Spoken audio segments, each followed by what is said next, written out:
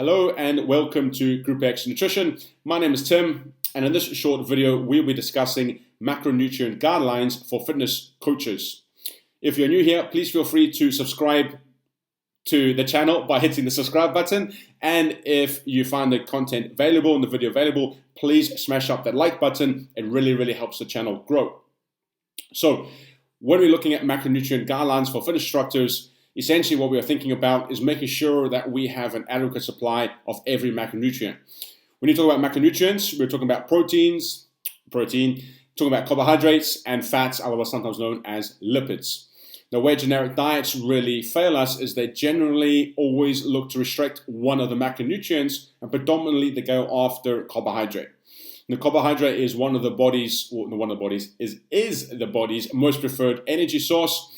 It gives ATP via the glucose pathway to the muscle cell very quickly. Okay, we don't get as many ATPs per glucose as we do through fats, but the fat energy transport system is a lot slower. So it's like a bus. Yeah, buses go a lot slower, but they deliver a lot more people, just like people being the ATP. Whereas cars and motorbikes, the glucose kind of pathway, less people, less ATP, but they get there a lot faster. Okay, so if you're a fitness coach who teaches high intensity classes, body pumps, spins, body attacks, grits, sprints, anything that gets your heart rate above 75%, you are majority or most of the time using up carbohydrate and the glucose pathway. So you are going through carbohydrate like absolute litmus paper. Okay, so we need to make sure that we stay clear of those generic diets that are demonizing and scaring the crap out of you about carbohydrates, or that all carbs are bad and instant will make you fat and all that kind of bullshit. Okay, that is not the case. So what we look to do is every macronutrient has a specific purpose, is there for a reason. Okay, macro meaning kind of big and large. It's a large nutrient. We need them all. Okay, so please stop listening to all that nonsense out there in pseudoscience land about fats is only fats if it's good, and keto this and all the other nonsense, Atkins and whatever else. Okay, leave it alone. So first of all, protein. Now this is fitness specific nutrition advice because we are stressing our bodies every day when we go out to teach classes, when we're teaching training, etc. We are not the sedentary individual, okay, who may be in an office, they come home and sit on the kind of couch. We are out there knocking up the steps, jumping, kicking, lifting, cycling, spinning, stretching, you name it, okay? We're doing everything out there. So this guidance follows the guidance from the American Sports College Medicine, okay, where we need to tweak our guidance for our purpose, all right? So it's about making sure that the nutrition that we have is suitable for what we are doing. And we are not doing sedentary lifestyle generic diets, okay? That's the biggest takeaway right off the bat. So with protein, for normal health, yeah, you only need about 1 gram per kilogram of body weight. So if you are 60 kilograms, okay, around about 132 pounds or so, for general health, if you're not teaching classes, yeah, all you need is about 70 grams of protein a day. However, if you are teaching classes and weight training and being really active, then you need to bump those numbers up anywhere between 1.6 and 2.2 grams per kilogram body weight. Okay, so for a 60 kilogram woman, that will be around about 100 to 130. Okay, 120, beg your pardon. All right, so, or 130, beg your pardon, going for 2.2. All right, so anywhere between 100 to 130. For rough kind of guys, a really great starting point is to aim around about that 2 gram per kilogram body weight. So 2 grams times 60, this time, get the maths right, 120 grams, okay? So straight away we can see we need a bit more protein. For the sole purpose, there's a few purposes, but the first purpose is to make sure that we look after our muscle tissue. All right, we are constantly degrading muscle tissue, and we want to make sure if you want to be lean, strong, and healthy, particularly, and also have great hair, nails, and teeth, that we look after our protein intake, okay, our amino acids into our bloodstream. Our body is a fantastic storage organism. Yep, it can store carbs into our muscle tissue as well as our liver. It can store fats into our adipose tissue. Okay, so we can store carbs and fats. We cannot store amino acids and protein. That is why we need to regularly intake protein through our food, snacks, or liquid calories. Now, ideally, we're looking for a baseline, a fundamental of 3 of those kind of meals, 3 intakes per day. If you can manage 4 or 5, brilliant, absolutely brilliant. But you know what? 3 is better than 1. So go for 3 first, see how you get on, okay? So breakfast first, breakfast, lunch, dinner, and you've always got the option of obviously of liquid calories through a shake, whether it's a plant-based shake or a whey shake, whatever it may be, or a smoothie even.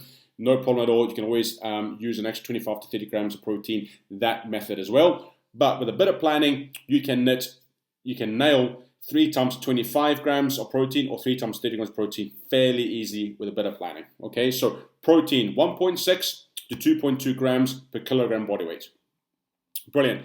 Now carbohydrate, this one is really dependent on your individual circumstances, the number of classes you teach, the type of classes you teach, and generically your lifestyle, your average steps. Okay, so when I'm taking on a private client, we look at all of these things, work out the averages, work at average kind of steps, average calories, number of classes, when are the high days, when are the low days, how many high intensity classes, how many mind and body classes, etc., etc. Okay, we need to get that kind of starting point nailed down first, and then we know where to hit that number for carbs.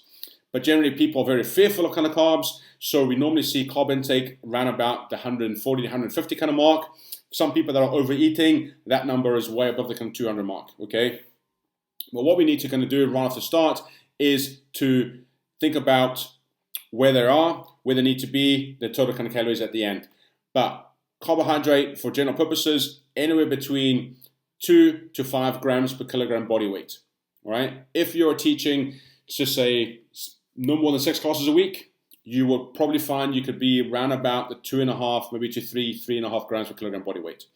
If you're teaching 15 to 20, up to 25 classes per week, you're almost definitely going to be up at the 4, 5, maybe even 6 grams per kilogram body weight. Okay. Now we know that one macronutrient does not make us gain weight or fat, so we don't need to worry about stressing too much about carbs. And we know that we're going to be burning it up because we're doing a lot of exercise, a lot of classes, and we need that carb fuel source there. It's like driving your car hard and kind of fast. In order to go for a long distance and drive it hard, drive it fast, you need fuel in the tank, and carbohydrates is your body's preferred fuel source for that.